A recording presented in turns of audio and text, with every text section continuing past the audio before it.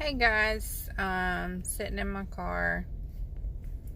Had to go pick up some laundry from my mom because we were completely out, and our dryer just had to be finicky the other day when we went home and did laundry. So she dried it for us and everything. But I know that's not what y'all care to hear about. You want to hear about Doc. So yeah, it was supposed to be a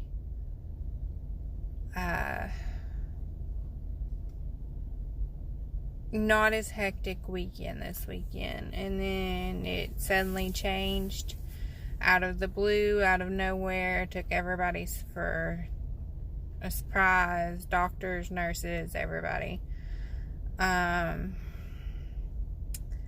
He took a turn about midnight Friday morning, but they were keeping an eye on him, watching him and everything like that. And sorry, hang on, let me turn my car off before I run the gas out.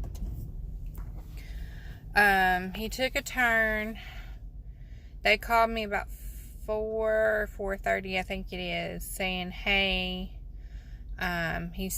we did an x-ray. He's got some fluid building up on his left lung now. So I said, okay, what's the plan? Because at that point, we had went to the hotel to get some rest. Because they said, basically, you're no use if you don't get no rest. And which I agree with them. I needed some rest at that point. So we were up getting ready to come when they called me again at 7.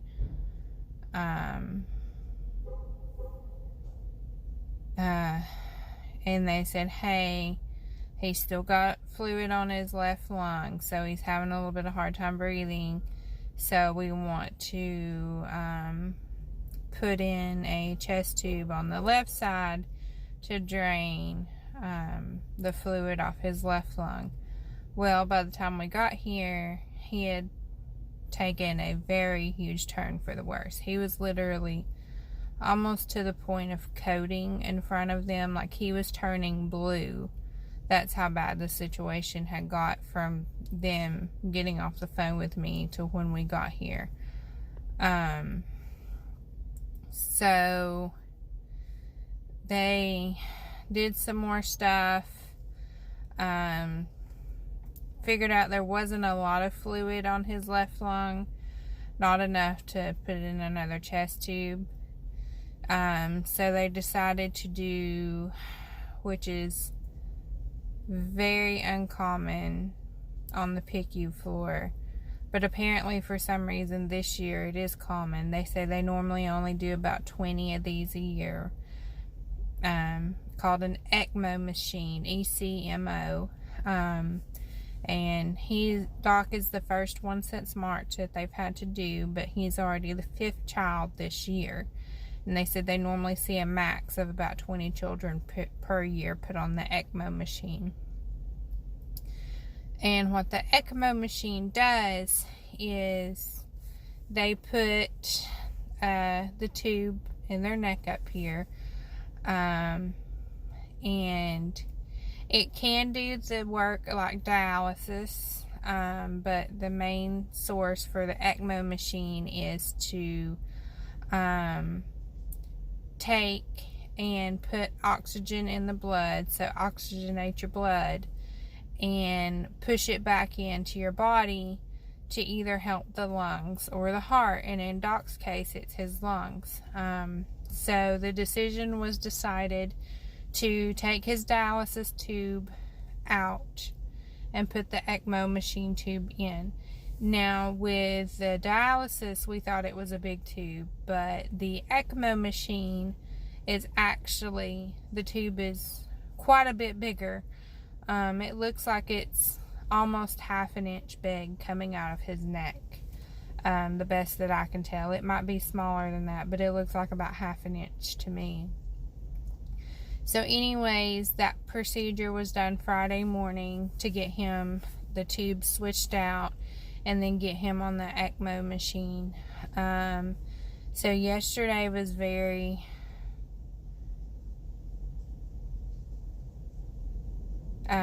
was it Friday or yes? I'm getting my days so mixed up, guys. I'm so sorry. It's all bleeding into one day. I don't know what day it is anymore. But anyways, it was Saturday morning when all this went down, not Friday morning. Sorry, he had such a great day Friday. That's why we were all surprised when he took such a turn yesterday, Saturday morning. But yeah, anyways, it was just really hour by hour there for a while until they got the tweaks right on the ECMO machine and the ventilator and all the medicines. And it's still going hour by hour. We're going hour by hour. But he had I wouldn't say really good night, but I would say as positive of a night as he could have had.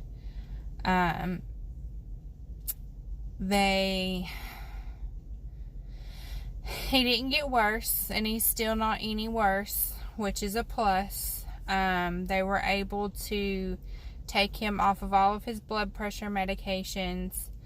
That was helping stabilize his heart, or blood pressure, I mean, that they had to do yesterday. So that's a big, huge plus as far as getting, coming off some of these medications. Let's see, what else? They're going to try and start weaning a little bit off the ventilator. Now, he is in a deep, deep sleep. He can't wake up from this right now unless they give him drugs to wake him up. But they're going to try and wean him off the ventilator to try and get him more on the ECMO machine, dependent on the oxygen running through his blood, instead of, forcing it through his lungs when his lungs are sick and they need his lungs to heal. So that will give his lungs a little bit more of a break as well. It's just a lot, guys. A lot went on.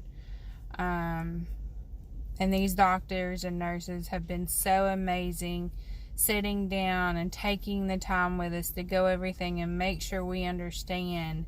But it's just when you have so much information coming at you like this, it's overwhelming, to say the least. And it's hard to retain all the information that you need to. But anyways, they figured out that stuff in his lung was an infection. They don't know what kind yet. They sent off a spittle test to see if they could get anything to grow, to see if it was bacterial or fungal.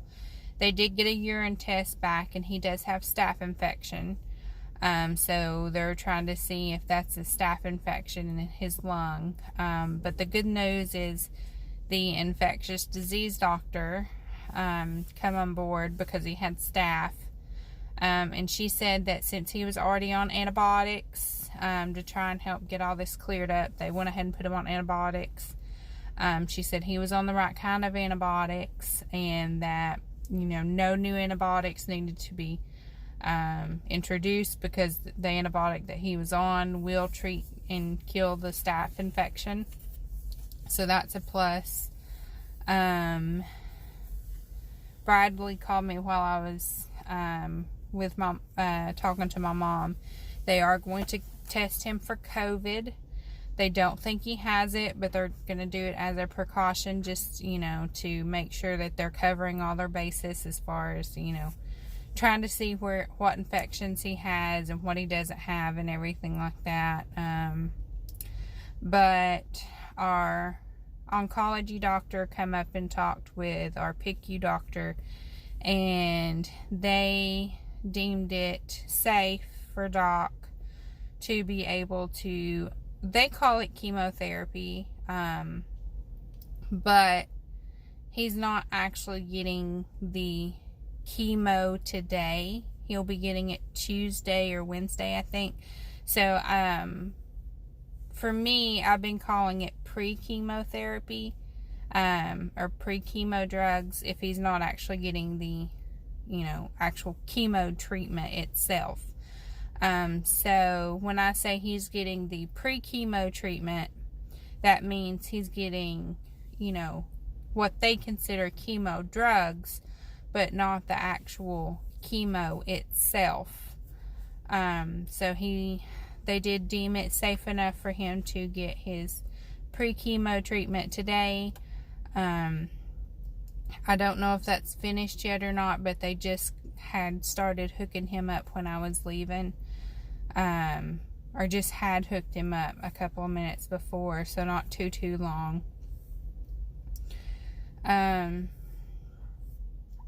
think that's it as far as, updating everybody on what exactly happened yesterday. Like I said, it was just such a blur and so quick, and I mean, everybody was shocked that he went downhill so quickly. He is in by no stretch of means out of the woods yet. He is still, we're taking it hour by hour by the day. But he is getting better, but he's still a long way from being where he needs to be. So continue the prayers. They are working. He is getting better. It's just slow. His poor little body has been through so much, and it's just so tired. And they're trying to do everything possible to, to keep his body where it needs to be.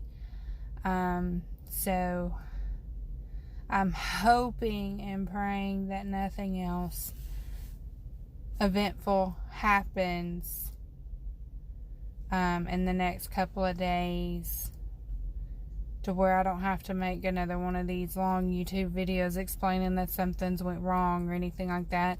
If nothing else, I'm hoping to make another YouTube video in the next couple of days saying that, happy that something's went right or something like that. So just keep praying, because I'm ready for our little boy to be able to wake up and be able to see his eyes and hear his voice and everything like that, because it's been a couple of days, and I miss hearing his voice. I miss seeing his little eyes looking at me.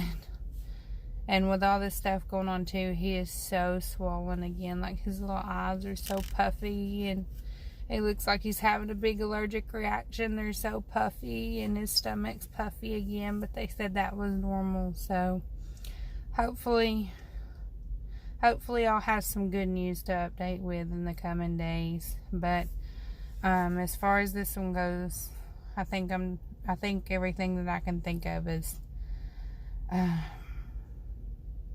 think that's it for everything that I can think of.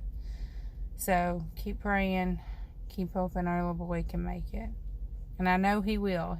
He's a fighter. He'll make it. But just the prayers are greatly appreciated. Thanks, guys.